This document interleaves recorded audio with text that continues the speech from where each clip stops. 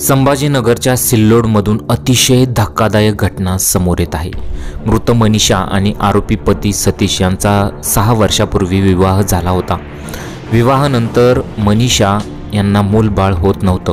यावरून सासरच्या मंडळींकडून मनीषाचा छळ केला जात होता। शिवाय पैशांची मागणी केली जात होती, पण मुलगी त्यांचा त्रास सहन करत होती। गुरुवारी रात्री मुलीचे सासरे लक्ष्मण सपकाळ यांनी फोन केला। तुमच्या मुलीने फाशी घेतली असे सांगत त्यांनी फोन कट केला। तेव्हा मनीषाचे वडील तातडीने सिल्लोड गाठून उपजिल्हा रुग्णालयात गेले। तिथे मुलगी मृत अवस्थेत होती। मुलीला पती, सासरा आणि सासू यांनी गर्भवती असताना पोटावर बसून मारहाण केली, त्यात तिचा मृत्यू झाला। हा धक्कादायक प्रकार उघडकीस आल्यानंतर शुक्रवारी सकाळी मृत विवाहितेच्या नातेवाईकांनी पोलीस स्थानक गाठलं। त्यांनी आक्रमक पवित्रा घेत खुनाचा गुन्हा दाखल करून आरोपींना अटक करण्याची मागणी केली। पोलिसांनी तिन्ही आरोपींना ताब्यात घेतलेलं आहे।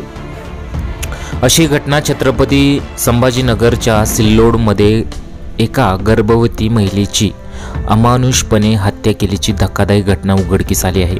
सासरच्या मंडळींनी पीडित महिलेच्या अक्षरशः पोटावर बसून मारहाण केलेली आहे।